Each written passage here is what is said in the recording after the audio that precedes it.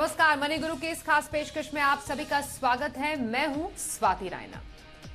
पिछले एक साल में अगर बात करें तो जो इंटरनेशनल फंड्स हैं, और आपने भी अगर किसी ग्लोबल फंड में निवेश किया होगा तो ये महसूस किया होगा कि आपका फंड नेगेटिव रिटर्न दे रहा है लगातार। और जो हमने रिसर्च निकाली है उसके मुताबिक 69 में से 48 ग्लोबल फंड ने पिछले एक साल में नेगेटिव रिटर्न दिया है। अब इसके कई कारण हैं जिसकी हम पड़ताल करेंगे इस पूरे शो के दौरान, लेकिन सबसे बड़ा सवाल यही है कि क्या सिर्फ नेगेटिव रिटर्न होने के चलते अंतर्राष्ट्रीय बाजार के निवेश पर असर पड़ेगा आपके? क्या यह सही समय है इंटरनेशनल मार्केट में एक्सपोजर लेने का? अंतर्राष्ट्रीय बाजार में निवेश के पीछे बड़ी वजह क्या होनी चाहिए आपके लिए? और इस दौरान घरेलू बाजार का प्रदर्शन कैसा रहा? क्या घरेलू बाजार ने निवेशकों को मालामाल किया है? इस पर भी दिखाएंगे खास रिसर्च आपको। और जो हमारे साथ दो खास मेहमान हैं उनका सबसे पहले परिचय करा देते हैं। हमारे साथ आज हैं Praveen Bajpai, founder Finfix research and analytics, और क्रेडेंस वेल्थ एडवाइजर्स के सीईओ कीर्तन शाह हमारे साथ है। प्रवीण और कीर्तन दोनों का बहुत स्वागत करते हैं। और शो की शुरुआत में कुछ आंकड़े अपने दर्शकों को दिखाए जिसका जिक्र मैंने आपसे कुछ देर पहले किया था। कह सकते हैं फीका प्रदर्शन ग्लोबल फंड का पिछले कुछ समय में हमें देखने को मिल रहा है। एक साल में ही अगर देखा जाए तो ग्लोबल म्यूचुअल फंड को 35% का नुकसान हुआ। 69 में से 48 फंड ने नेगेटिव रिटर्न दिए, जिनमें से जो 50 फंड थे वो ही सिर्फ और सिर्फ एक साल या एक साल से पुराने थे।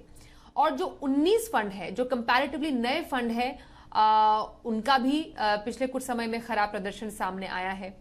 तो कुल मिलाकर प्रदर्शन फीका रहा है। कुछ ग्लोबल फंड का प्रदर्शन हम आपको दिखा दें फटाफट से, जैसे इन्वेस्को ग्लोबल कंज्यूमर एफओएफ है, फंड ऑफ फंड है, या पीजीआईएम इमर्जिंग फंड है, Kotak global fund, Edelweiss US tech fund, Franklin feeder fund है, साथ ही Axis global, HSBC global, Mirae asset, NYSE FANG, Motilal Oswal Nasdaq fund of fund, और साथ ही साथ आईसीआईसीआई यूएस फंड। इन्होंने पिछले एक साल में लगभग 20 से 35% गिरावट देखी है। तो जिन निवेशकों के पोर्टफोलियो में ऐसे फंड है वो डेफिनेटली एक नेगेटिव रिटर्न देख रहे हैं, निराश है कि अभी करें तो क्या करें। ये तो हमने उन फंड का प्रदर्शन आपको दिखाया, लेकिन घरेलू फंड इसी दौरान कैसे रहे? अगर इसी टाइम पे आपने स्मॉल कैप फंड में निवेश किया होता, या मिड कैप में किया होता, या लार्ज कैप फंड में किया होता, तो आपका पैसा ज्यादा बनता। मतलब 20% से 28% तक का रिटर्न हमने घरेलू फंड में, खासतौर पर स्मॉल कैप में, जिसमें 20% तक, और इसमें तो 38 में से सिर्फ 3 फंड का ही नेगेटिव रिटर्न देखने को मिला। मिड कैप एक साल में 25% का रिटर्न जनरेट किया, और मिड कैप स्पेस में ही 39 में से सिर्फ एक फंड का नेगेटिव रिटर्न देखा गया। लार्ज कैप फंड में पिछले एक साल में 28% का रिटर्न देखा गया। लार्ज कैप में 145 में से 135 का पॉजिटिव रिटर्न था, मतलब सिर्फ 10 का नेगेटिव रिटर्न था। तो ये आंकड़े क्या हमें कहते हैं, इनको जरा डिकोड करने की कोशिश करते हैं। और प्रवीण, मैं आपसे शुरुआत करती हूं। ये कुछ दिलचस्प रिसर्च है जिसके बेसिस पर हम ये समझना चाहते हैं कि जो हमने एक परफॉर्मेंस देखी है ग्लोबल फंड्स की, या अगर हम ग्लोबल बाजार के प्रदर्शन की भी बात करें, ये जो एक गिरावट का दौर है, या जिसको हम एक करेक्शन का दौर कहते हैं, वो क्यों रहा है? क्या वजह रही है कि अंतर्राष्ट्रीय फंड्स ने पिछले एक साल में या पिछले कुछ समय में नेगेटिव रिटर्न निवेशकों को दिए हैं? नमस्कार स्वाति, आपको भी एंड कीर्तन को। बिल्कुल नेगेटिव रिटर्न्स लगातार अभी हम कुछ टाइम से देख रहे हैं, जितने भी ग्लोबल फंड्स हैं उनमें। एंड स्वाति, इस चीज को समझने के लिए थोड़ा मैं बैकग्राउंड देती हूँ। 2020 जो था वो एक पैंडेमिक का ईयर था, एंड इस दौरान बहुत हमने एक क्राइसिस पीरियड देखा है, और चाहे गवर्नमेंट्स हो, सेंट्रल बैंक्स हो, उन्होंने इस टाइम पे अपनी इकोनॉमीज को स्टेबलाइज करने की जी तोड़ कोशिश की है। यूएस इकोनॉमी उनमें से एक है। यूएस इकोनॉमी में एक मैसिव 700 बिलियन की क्वांटिटेटिव ईजिंग प्रोग्राम लॉन्च हुई थी 2020 मार्च में, और उसी के साथ साथ फेडरल रिजर्व ने अपने इंटरेस्ट रेट्स को लगभग जीरो पे लाके खड़ा कर दिया था। एंड इस चीज से दो इम्पैक्ट पड़े हैं। एक इम्पैक्ट हम पहले इकोनॉमी के पॉइंट ऑफ व्यू से देखते हैं। इस दौरान क्या हुआ स्वाति, कि जो बिलियंस ऑफ डॉलर्स इकोनॉमी में पंप किए गए through stimulus packages, through unemployment benefits and special packages to certain industries, उसके साथ इकोनॉमी को स्टेबलाइज करने के लिए एक पैसा पंप हुआ मार्केट में और लोगों के पास एक लिक्विडिटी बढ़ने लगी, एक इकोनॉमी लिक्विडिटी बढ़ने लगी। उसके साथ साथ जब इंटरेस्ट रेट्स ऑलमोस्ट लगभग जीरो पे थे तो एक इंसेंटिव होता है टू बोरो एंड आपकी कंजम्पशन बढ़ जाती है, आप लोन्स लेने में कतराते नहीं हैं। एंड इवन कंपनीज के लिए जब इतने ज्यादा लो इंटरेस्ट रेट्स होते हैं तो उनके लिए बोरोइंग्स करनी बहुत ज्यादा वायबल हो जाती है। ये एक इकोनॉमी के पॉइंट ऑफ व्यू से इस सिचुएशन से उनको बूस्ट मिला एंड सेम चीज मार्केट्स में आई क्योंकि जो आपके फिक्स्ड इनकम प्रोडक्ट्स थे वो आपको कुछ भी रिटर्न नहीं दे रहे थे, यानी कि लोगों ने इक्विटी की तरफ अपना रुख मोड़ा एंड बेसिकली इक्विटी मार्केट्स में ही पैसा आया। इसलिए जो 2021 में 20 में हमने जो रैली देखी है उसको हम लिक्विडिटी ड्रिवन रैली बोलते हैं। बट इसका एक नुकसान हुआ और 2022 की शुरुआत में हमने देखा कि इन्फ्लेशन यूएस में बढ़ने लगा बिकॉज जैसे इकोनॉमी रिकवर हुई, जैसे पैसा बढ़ता चला गया, आपकी प्रोडक्शन, आपकी जो कंजम्पशन है वो आगे चल रही है। एंड फेडरल रिजर्व ने खुद ये बोला है कि जो उनका स्टिमुलस पैकेज है उससे 1.5% तक इन्फ्लेशन का इम्पैक्ट आया है यूएस इकोनॉमी में। और इसकी कुछ टाइमिंग ऐसी रही है कि हमने ये देखा कि यूक्रेन और रशिया का क्राइसिस भी साथ साथ ही इस दौरान शुरू हुआ है साल के बिगिनिंग में। एंड इन सारी चीजों को बना के स्वाति जो फेडरल रिजर्व है उन्होंने क्या किया, उन्होंने बोला हम एग्रेसिवली इंटरेस्ट रेट्स को बढ़ाना शुरू करेंगे, अब हम और कोई स्टिमुलस नहीं देंगे बल्कि हम इन सब चीजों को पीछे खींचना शुरू करेंगे, जिससे मार्केट्स में जिटर आए हैं, जिससे इन्फ्लेशन के बढ़ने से लोगों की परचेजिंग पावर कम होती चली जा रही है, उनका कंजम्पशन रिड्यूस हो रहा है। US is a consumption driven economy like India और कंपनीज के लिए बोरोइंग्स लेके पैसा डालना एक्सपेंसिव होता चला जाता है, स्पेशली जो ग्रोथ स्टॉक्स होते हैं उन पे इम्पैक्ट होता है। इस साल ऑलरेडी फेडरल रिजर्व 4 बार इंटरेस्ट रेट्स बढ़ा चुका है और जो यूएस जीडीपी है वो Q1 में 1.6% से गिरा है और अभी Q2 में 0.6% से गिरा है। सो हमने इस पूरे एस्पेक्ट का एक नेगेटिव इम्पैक्ट देखा है जो हम स्टॉक मार्केट्स में बेसिकली रिफ्लेक्ट हो रहा है। जो पूरा ये इंटरेस्ट रेट साइकिल पहले घटा, उसके बाद अब बढ़ने लगा है और इन्फ्लेशन को टेम करने की जो पूरी कोशिश है, इसी पूरे का ये रिजल्ट है कि हम यूएस मार्केट्स में देख रहे हैं कि बॉन्ड यील्ड्स बढ़ रही हैं, पैसा फिर से इक्विटी से निकल के थोड़ा सा फिक्स्ड इनकम की तरफ जा रहा है एंड जो स्टॉक्स हैं वो लगातार गिर रहे हैं। इसके कई कारण प्रबलीन आपने गिना यहाँ पर, बिल्कुल एब्सोल्युटली। तो ये वैश्विक बाजार में क्या चल रहा है, क्यों आपके ग्लोबल फंड नेगेटिव रिटर्न दे रहे हैं, ये बखूबी समझाया प्रबलीन ने। और लगातार हम आपको रिटर्न्स भी दिखा रहे हैं, अलग अलग जो विदेशी बाजार के रिटर्न भी हमने आपको दिखाए। पर एट द सेम टाइम कीर्तन, जब हम इंडियन मार्केट्स की बात करते हैं, जैसा मैंने शुरुआत में कुछ आंकड़े भी दिखाए, अगर आपने स्मॉल कैप, मिड कैप या लार्ज कैप में इस टाइम पे निवेश किया होता तो आपको अच्छा खासा रिटर्न मिला है। उतनी बुरी हालत हमारे मार्केट की नहीं रही है as compare to US markets. क्या वजह रही है कि घरेलू बाजार में अभी भी मौके अपार है? स्वाति जी, मैं प्रबलीन ने जहां से स्टॉप किया उसी को थोड़ा सा एक्सटेंड करना चाहूंगा। देखिए, ग्लोबल मार्केट्स में आज 4 प्रॉब्लम है। अगर आप देखिए, यूएस में डिमांड क्राइसिस है, लोग कह रहे रिसेशन आ जाएगा। यूरोप में एनर्जी क्राइसिस है, ये रशिया और यूक्रेन की वॉर की वजह से। चाइना में उन्होंने खुद की बनाई हुई रियल एस्टेट क्राइसिस है जो 30% है उनकी खुद की जीडीपी की। और ये सब चीजों को मिलाकर इमर्जिंग मार्केट्स में भी करेंसी क्राइसिस आ रही है, जबकि इमर्जिंग मार्केट्स की करेंसीज बहुत फास्ट डेप्रिशिएट हो रही है। ये हो रहा है globally in very simple language, जो प्रबलीन जी बता रही थी। अब देखिए, इंडिया क्यों आउट परफॉर्म कर रहा है। तो देखिए, इमर्जिंग मार्केट्स में करेंसी क्राइसिस है, पर अगर आप देखें इंडिया की करेंसी रुपी सबसे कम गिरी है, राइट। इसके बहुत सारे रीजंस है। एक रीजन ये भी है कि हमारा मैक्रो बहुत स्ट्रांग है और उसके साथ साथ हमारे फॉरेक्स रिजर्व्स काफी स्ट्रांग है वर्सेस दूसरी इमर्जिंग इकोनॉमीज से, पॉइंट 1।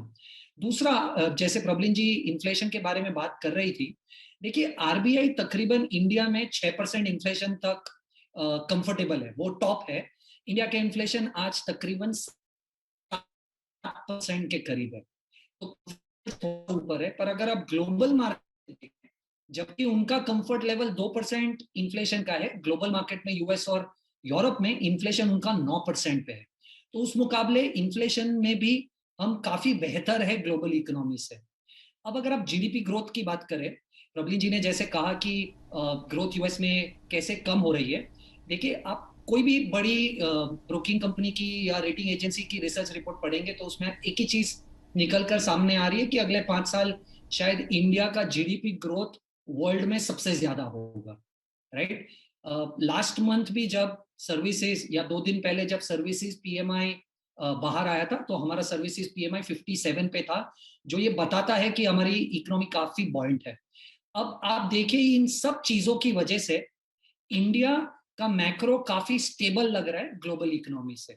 और इसके साथ साथ जितना पैसा इमर्जिंग मार्केट्स में आता है जनरली, राइट, और उसका जो हिस्सा इंडिया में आता है वो हिस्सा भी बढ़ने की संभावना है, क्योंकि लोगों को चाइना से अभी इन्वेस्टमेंट करने में डर लग रहा है।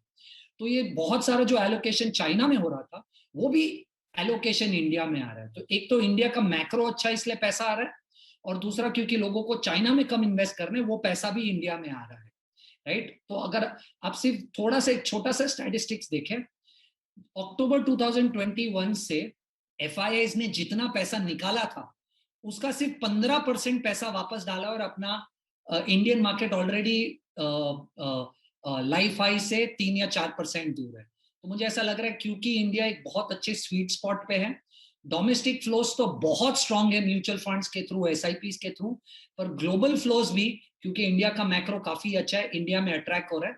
इसीलिए आप देख रहे हैं कि India stock market performance global market से काफी बेहतरीन है। बिल्कुल, तो ये कुछ वजह है कि अंतर्राष्ट्रीय बाजार क्यों फीका है और क्यों जो भारतीय बाजार हैं वो अभी आउट परफॉर्म कर रहे हैं।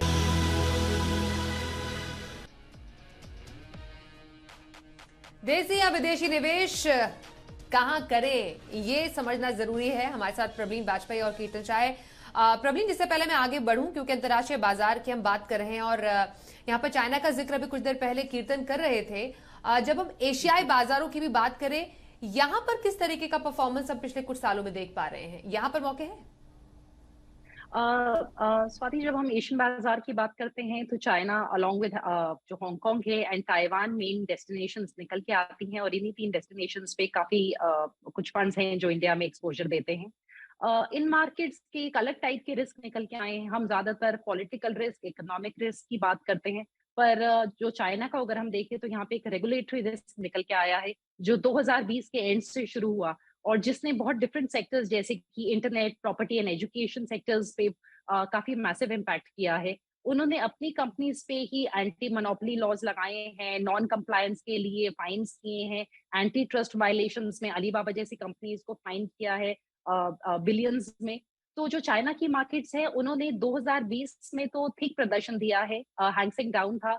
21 में वो सेल थ्रू जस्ट कर पाई हैं, पर कॉन्स्टेंटली उनके रेगुलेटरी इश्यूज निकल के आए हैं, उनके स्टॉक्स डाउन रहे हैं। एंड ताइवान इस दौरान अच्छा चला है, बट 2022 में विद द क्राइसिस जो निकल के आ रहा है ताइवान एंड चाइना का, तो स्वाति उससे इवन ताइवान की मार्केट्स में एक काफी नेगेटिव इम्पैक्ट पड़ा है। और इस दौरान 2022 में अगर हम देखें तो इस टाइम पे तीनों मार्केट्स डाउन है। सो इन्वेस्टर्स के लिए ये तीनों रिस्क समझने इन मार्केट्स के लिए बहुत जरूरी हो जाते हैं, economic, political and regulatory. Okay, तो ये तमाम फैक्टर्स ध्यान में रखते हुए कीर्तन, सवाल जो बुनियादी था वो अभी भी यही है, जिस पर हम चाहते हैं आप अपनी राय दें कि ग्लोबल मार्केट में निवेश क्यों करें। एक दर्शक भी हमसे पूछ रहे हैं कि जब अगर अंतर्राष्ट्रीय बाजार गिरे हुए हैं, यूएस मार्केट में उथल पुथल है, तो क्या अभी भी बाहर निवेश करना, भारत के बाहर निवेश करना सही है? क्या वजह हो सकती है? देखिए स्वाति, मुझे ऐसा लग रहा है 3 चीजें हैं या 3 रीजंस है जिसकी वजह से शायद आप ग्लोबल मार्केट्स में निवेश करने का डिसीजन ले सकते हैं। देखिए, सबसे पहले तो अगर आप एक छोटा सा आंकड़ा देखें कि ग्लोबली सबसे ज्यादा पेटेंट्स कहाँ पर फाइल होते हैं, तो उसका आंसर है चाइना और यूएस। तो अगर आपको इमर्जिंग कंपनीज में या ऐसी इमर्जिंग थीम्स में पैसा लगाना है जो शायद आज से 5 साल 10 साल बाद एक बहुत बड़ी इंडस्ट्री निकल कर आ जाएगी, तो उन थीम्स में निवेश करने के लिए आपको डेफिनेटली इंडिया के बाहर प्रोबेबली चाइना या यूएस में पैसा लगाना पड़ेगा, राइट। ये एक रीजन है मुझे ऐसा लग रहा है जिसका आपको शायद एक्सपोजर इंडियन मार्केट्स में पैसा लगाकर नहीं मिलेगा। जैसे आप देख लीजिए ईवी की जब हम बात करें, तो हमें ईवी थीम में पैसा लगाने के लिए बहुत कम अपॉर्चुनिटीज है। पर आप अगर चाइना देखें तो सबसे बड़ी बैटरी मैन्युफैक्चरिंग कंपनीज, ईवी की गाड़ियों की मैन्युफैक्चरिंग कंपनीज, इन सब का सबसे ज्यादा प्रोडक्शन चाइना से आ रहा है, राइट। अगर आप सेमीकंडक्टर्स देखें जिसके बारे में पूरा वर्ल्ड बात कर रहा है, वो ताइवान से आ रहा है। तो मुझे ऐसा लग रहा है कि ऐसी इमर्जिंग थीम्स में अगर आपको पैसा निवेश करना है तो वो ग्लोबल इन्वेस्टमेंट्स की वजह से हो सकता है। दूसरा रीजन ये है कि आपको ग्लोबल पैसा लगाने से एक तरीके का डाइवर्सिफिकेशन भी मिल सकता है। तो ये थोड़ा सा उल्टा एग्जाम्पल देता हूं कि अगर मान लीजिए आप एक यूएस इन्वेस्टर है और आज अगर आपने इंडिया में पैसा लगाया होता, तो आप देखते कि आपका यूएस का जो डोमेस्टिक इन्वेस्टमेंट है वो शायद FY22 में, सॉरी कैलेंडर ईयर 22 में शायद 20% से गिर गया है। पर आपका जो इंडिया को एलोकेशन था वो ऑलमोस्ट फ्लैट है या थोड़ा सा ऊपर है। तो जब आप ग्लोबल डाइवर्सिफिकेशन करते हैं या ग्लोबली पैसा लगाते हैं तो एक डाइवर्सिफिकेशन एडवांटेज भी आ जाता है। और तीसरा मेन रीजन मेरे हिसाब से आपको थोड़ा सा ग्लोबल डाइवर्सिफिकेशन इसलिए भी करना चाहिए कि करेंसी इंडिया की टिपिकली डेप्रिशिएट होती है। तो आप अगर हिस्टोरिकली देखें पिछले 10 साल, 15 साल, 20 सालों का डेटा, तो इंडियन रुपी 3 से 4% डॉलर के सामने डेप्रिशिएट होता है। इसका फायदा ये होता है कि जब आप ग्लोबली इन्वेस्ट करते हो और आपको अगर 10% रिटर्न मिलता है और अगर करेंसी 3% से डेप्रिशिएट होती है तो आपका नेट रिटर्न 13% हो जाता है। मुझे लग रहा है ये 2-3 रीजन है जो शायद आपको कंपेल कर सकते हैं कि आप ग्लोबल मार्केट्स में क्यों निवेश करें। मैं इनफैक्ट प्रबलीन से ये इसी करेंसी पर एक व्यू लेना चाहूंगी, क्योंकि हमने देखा इस साल प्रबलीन कि 2022 में ही जो डॉलर के मुकाबले जो भारतीय रुपी है वो 7% की गिरावट उसमें दर्ज की गई।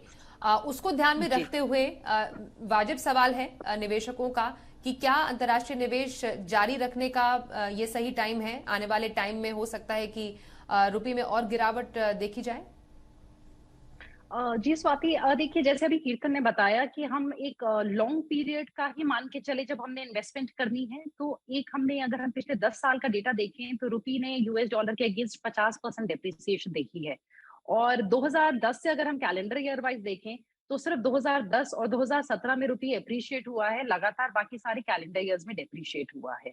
और इसका हमें बेनिफिट मिलता है जब भी हम इन्वेस्टमेंट करते हैं। अगर उस डेट ऑफ इन्वेस्टमेंट से जब भी हम अपना एग्जिट करते हैं, अगर रुपये में गिरावट हुई होगी तो उतने रिटर्न्स हमारे जुड़ जाएंगे रुपये की गिरावट के बराबर। पर क्योंकि इस टाइम पे स्वाति ऑलरेडी रुपी काफी गिर चुका है, इस टाइम पे इस चीज का बेनिफिट शायद एकदम नियर टर्म में इन्वेस्टर्स को ना मिल पाए, क्योंकि ऐसा हो सकता है कि रुपी थोड़ा सा स्ट्रेंथ गेन करे। But over a period of time जैसे एक ट्रेंड बताता है कि रुपी में डेप्रिसिएशन रही है और 2 से 3% की डेप्रिसिएशन को हम एक कंसिडर करते हुए मान सकते हैं कि ये एक काफी स्ट्रॉन्ग बेनिफिट है जो हमें इंटरनेशनल इन्वेस्टिंग से मिलता है। पर अगर एप्रिसिएशन है रुपी में जैसे 2017 में थी, तब हमें नुकसान है, क्योंकि अगर वहां की मार्केट्स ने 2017 में 21% रिटर्न दिए थे, तो क्योंकि हमारी यहाँ पे एप्रिसिएशन हुई थी रुपी में, हमारे रिटर्न्स कम हो गए थे। तो इस इंटरप्ले को समझना जो इन्वेस्टर्स हैं उनके लिए बहुत जरूरी है कि रुपी का डेप्रिसिएशन हमारे फेवर में रहता है ड्यूरिंग आवर इन्वेस्टमेंट पीरियड, और अदरवाइज अगर एप्रिसिएशन होती है तो वो नेगेटिव इम्पैक्ट लाता है। और जो टैक्सेशन है इंटरनेशनल फंड के एज कंपेयर टू घरेलू फंड, वो कितनी अलग है कीर्तन? निवेशकों को क्या मालूम होना चाहिए टैक्स के बारे में? तो जब भी आप किसी भी एक इंटरनेशनल म्यूचुअल फंड में निवेश करते हैं स्वाति जी, तो आपको ये पता होना चाहिए कि आपका टैक्सेशन डेट के मुकाबले होगा। तो आप इक्विटी म्यूचुअल फंड में भी पैसा लगाए जो इंटरनेशनल है, फिर भी आपको डेट का टैक्सेशन भरना पड़ेगा। जो है कि अगर आप 3 साल के पहले पैसा विड्रॉ कर लेते हैं तो आपको जो भी कैपिटल गेन्स होगा वो आपके मार्जिनल टैक्स स्लैब में या आपके इस टैक्स स्लैब में ऐड हो जाएगा।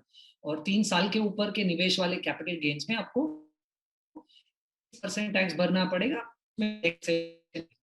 पर अगर आप डायरेक्ट स्टॉक्स में पैसा निवेश करते हैं उसमें 24 महीने। ओके कीर्तन। बिल्कुल। तो 24 महीने से ज्यादा का वक्त डायरेक्ट स्टॉक में करते हैं, ईटीएफ में लॉन्ग टर्म, तो आप 20% का टैक्स विद इंडेक्सेशन बेनिफिट, और डायरेक्ट स्टॉक या ईटीएफ में लॉन्ग टर्म पर 100% टैक्स इंडेक्सेशन के बिना ये प्रावधान है। और कुछ देशों में तो जो DTAA that is double taxation avoidance agreement है, वो भी होना एक बहुत बड़ा इसमें एक पैरामीटर होता है। लेकिन इसमें अंत में प्रबलीन, मैं आपसे ये जानूंगी, जो निवेशक अभी हमें देख रहे हैं उनकी समझ के लिए और जानने के लिए, जब आप एक इन्वेस्टमेंट ग्लोबल फंड में करना चाहते हैं तो आपको किन बातों का ख्याल रखना है कि मुझे एक जो इंटरनेशनल फंड है अपने पोर्टफोलियो में शामिल क्यों करना चाहिए? होराइजन बेसिकली क्या होना चाहिए, कैसा पर्पस होना चाहिए, ये बताइए। जी स्वाति, सबसे पहली बात, जैसे अभी हम एनालाइज कर रहे हैं तो हम पिछले 1 साल 6 महीने के रिटर्न्स को एनालाइज कर रहे हैं, और ये इक्विटी एक्चुअली इन्वेस्टिंग के अगेंस्ट जाता है। यानी कि जब इन्वेस्टर भी निवेश करना चाहते हैं तो ना पीछे के बहुत अच्छे और ना बहुत बुरे रिटर्न्स देख के चले, लॉन्ग टर्म इन्वेस्टिंग की तरह इसको मान के चले, जैसे कि हम इंडियन इक्विटीज में करते हैं लंबे समय की इन्वेस्टिंग, बिकॉज इक्विटीज वोलेटाइल रहती हैं। सेकेंड, इसमें जो एलोकेशन है इसको अपने इक्विटी कंपोनेंट का ही हिस्सा मान के चले। अगर आपको ओवरऑल 60% इक्विटीज में डालना है तो उसी 7% का हिस्सा होना चाहिए आपकी global investing, because as an asset class आप इक्विटीज में ही पैसा डाल रहे हैं। तीसरी चीज यहाँ है सूटेबिलिटी। अगर आपको लगता है कि आज से 15 साल बाद आपके बच्चे यूएस जाके पढ़ेंगे, आज से 10 साल बाद आप अपने बच्चों को बाहर भेजना चाहते हैं पढ़ाई के लिए, खुद जाना चाहते हैं और अपने कुछ एसेट्स को डॉलर डिनोमिनेटेड उसमें रखना चाहते हैं एक सिस्टम में, तो उनके लिए काफी सूटेबल है। एंड सेम चीज स्वाति हम गोल्ड में भी देखते हैं। जैसे गोल्ड इस साल डॉलर टर्म्स में 5.5% से गिरा हुआ है, पर इंडियन रुपी में 1% से उठा हुआ है, बिकॉज रुपी डेप्रिशिएट हुआ है। तो इस चीज का, इस रुपी के रोल को समझ के इन्वेस्ट करें। और सबसे बड़ी चीज है जो एक रियलिस्टिक एक्सपेक्टेशंस के साथ जाना है। वेरी स्मॉल व्यू मैं आपसे लेना चाहती हूँ कि जिनके पास ऑलरेडी अभी इंटरनेशनल फंड है और जिनको नुकसान पिछले कुछ समय से हो रहा है, उनको भी क्या स्ट्रैटेजी रखनी चाहिए? Very brief answer.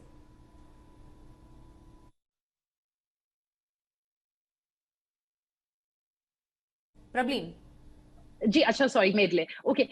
बिल्कुल स्वाति, आई थिंक अभी इन्वेस्टेड रहें अपनी जो भी उनके इन्वेस्टमेंट्स है, करंट होल्डिंग्स है, इस हैप्पैज़ार्ड मैनर में इस टाइम पे डर के पैसा ना निकालें। और 6-8 महीने मेरे ख्याल से काफी वॉलेटाइल रह सकती हैं यूएस मार्केट्स, और चाइना को भी स्टेबलाइज होने में वक्त लगेगा। और जहां पे मौका हो वहां पे एक छोटे ट्रांजैक्शंस करके थोड़ा थोड़ा एलोकेशन बढ़ा सकते हैं, अगर उनका लॉन्ग टर्म व्यू है इन्वेस्टमेंट के लिए तो। बट एग्जिट ना करें इस टाइम पे, आई थिंक इन्वेस्टेड रहें एंड थोड़ा एलोकेशन बढ़ा सकते हैं इन ट्रांचेस। बिल्कुल, बहुत धन्यवाद करेंगे प्रबलीन आपका और कीर्तन आपका भी हमारे साथ इस टॉपिक पर चर्चा करने के लिए। तो मनी गुरु में आज के लिए बस इतना ही, वक्त एक ब्रेक का है, देखते रहिए जी बिजनेस।